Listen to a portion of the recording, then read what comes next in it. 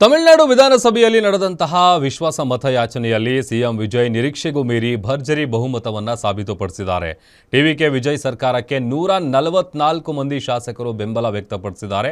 TVK, Congress, CPM, CPI, Muslim league, VCK ಜೊತೆ ಎಐಎಡಿಎಂಕೆಯ ಬಂಡಾಯ ಎದ್ದಿರುವಂತಹ ಶಾಸಕರು ಕೂಡ ವಿಜಯ್ಗೆ ಬೆಂಬಲ ನೀಡಿದ್ದಾರೆ.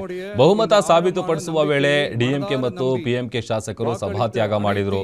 ಒಬ್ಬ ಬಿಜೆಪಿ ಶಾಸಕರು ಮತದಾನ ದೂರ ಉಳಿದ್ರು.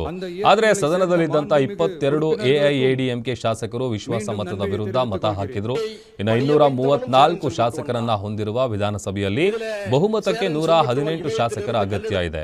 ವಿಜಯ್ ತಿರುಚಿ ಪಶ್ಚಿಮ ಮತ್ತು ಪೆರಂಬೂರು ಕ್ಷೇತ್ರದಿಂದ ಸ್ಪರ್ಧೆ ಮಾಡಿದ ಹಿನ್ನೆಲೆ ಅದನ್ನ ಒಂದು ಅಂತ ಪರಿಗಣಿಸಲಾಗುತ್ತೆ.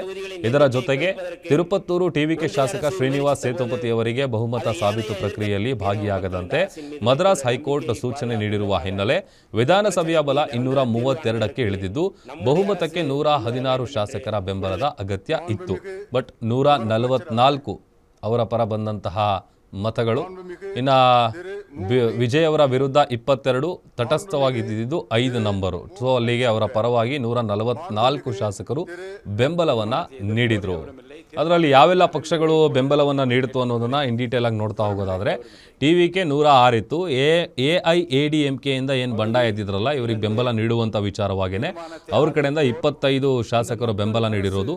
ಕಾಂಗ್ರೆಸ್ನಿಂದ 5, ಸಿಪಿಐನಿಂದ 2, ಸಿಪಿಎಂನಿಂದ 2, ಇನ್ನು ವಿಸಿಕೆ 2, ಮುಸ್ಲಿಂ ಲೀಗ್ನಿಂದ 2, ಅಲ್ಲಿಗೆ ಒಟ್ಟು 144 ಶಾಸಕರು ಅವರಿಗೆ ಬೆಂಬಲವನ್ನು ನೀಡಿದ್ದಾರೆ. இந்த அரசு நடக்கும், அதில் சிறிதும் மாற்றமில்லை.